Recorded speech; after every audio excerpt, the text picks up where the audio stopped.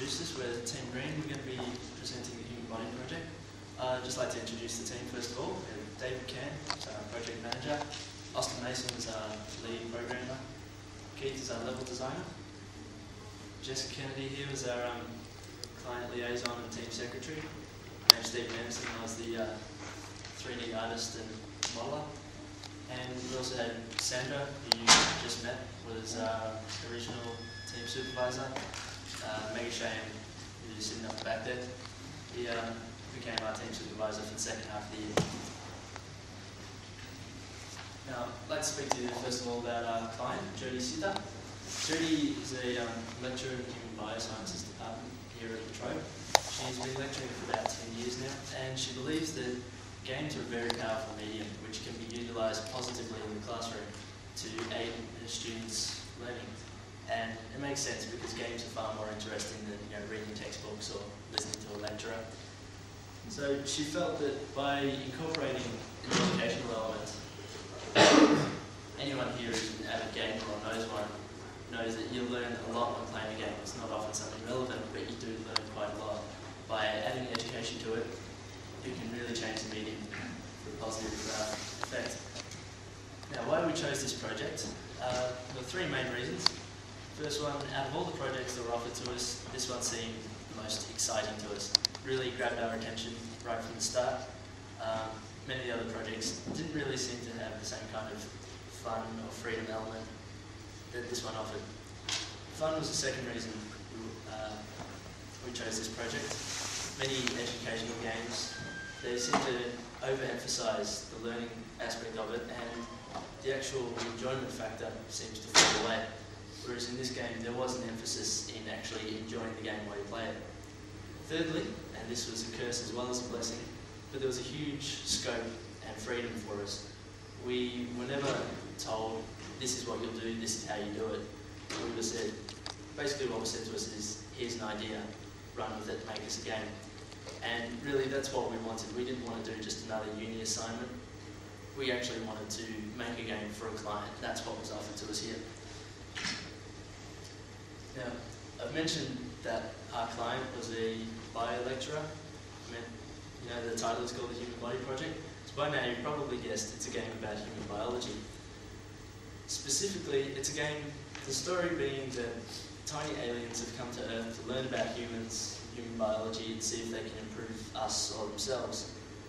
This project is designed to be a pilot for a much larger game encompassing all of human biology, and as such would only contain the first mission. That mission was, how do humans digest fats and convert it into energy? Now, as I said, we were never told exactly how to do it. Jody gave us some requirements in that it would be aimed at first-year biology students, and that it would have a very cartoony, light and airy atmosphere, as the human body is a pretty dark and gooey place inside. But from there, it was all up to us. Did we want to make it a 2D game? Did we want to make it a completely interactive 3D game? We also had to decide which engine we wanted to use. So the first couple of weeks of our project, rather than being able to jump straight into it, we had to work out, would we use Erlict, would we make it in Ogre, DirectX, OpenGL? So I'd just like to mention at this time, we hadn't actually been taught any of this at this point in our course. So right from the very start, we knew we were going to be teaching ourselves a lot in our spare time. We also, while working on this, we had to work out what human anatomy looks like. None of us are bio students, so we had to teach ourselves things like, how do humans digest fats? What does a gallbladder look like? Where would you find it in the body? So we knew it was going to be a big task right from the beginning, but that's what we were after. We wanted to make the best game we possibly could using the best techniques we could teach ourselves. Now I'm going to hand you over to Dave, who'll speak more about our final product, and I think you'll find that we did a pretty good job. Alright, just a quick overview. Austin will be running the game on the side, so you can sort of have a look as to what it does look like. As Steve mentioned, there was only the one mission in this pilot. It consists of 4 different levels. They go through the nose, the mouth, the stomach, and the small intestines. They're all very key parts of the human digestive system, and level flows, so as fats enter into the body, they are digested in the stomach and then later converted into energy in the small intestines. Now there's small objectives in each level: collect coins, food bits, info tabs, vials in specific levels, and to answer a quiz at the end of each level. The quiz is set there mainly to ensure that the student has actually learned something within the game. The information tabs they can collect right there contains information regarding a specific section of that level. So obviously the whole aim of the game is one, not just to teach them in the short term, but also to encourage further study. So by leaving questions approaching here that are unanswered, and also to alleviate some stress off the lecturers and provide a secondary resource for the lecturers to pass on to students. Now, after a while we thought, well, how are we going to do this, 2D or 3D? We ended up going 3D by making a modification of Unreal Tournament 2004. This is before we participated in the modding subject run by Paul. So we ended up learning and teaching ourselves a lot, but he did help a lot in that aspect, so thanks.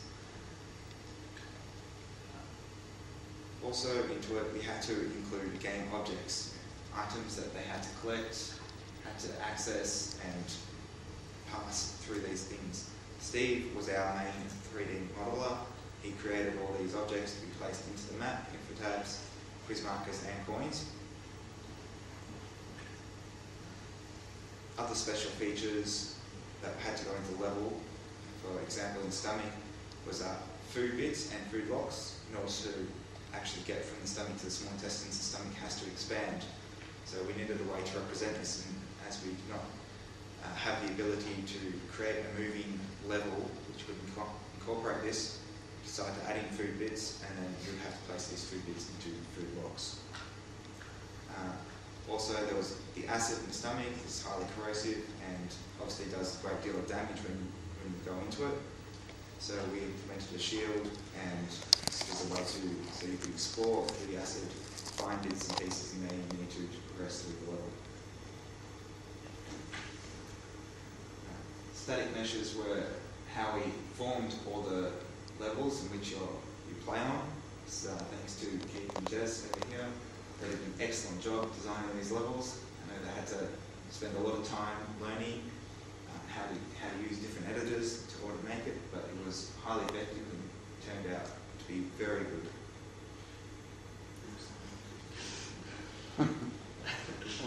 And finally, once we did finish the game, or what we thought was finished, we did want to make sure we got it right, so we did provide a questionnaire to some test cases, test subjects who were willing to volunteer their time to play our game.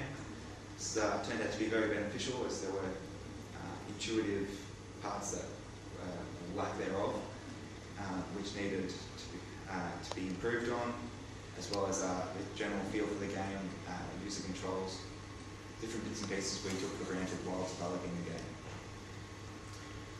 And that's it. Any questions? Feel free to find any of us later. We'll be happy to answer any questions, and thank you for listening.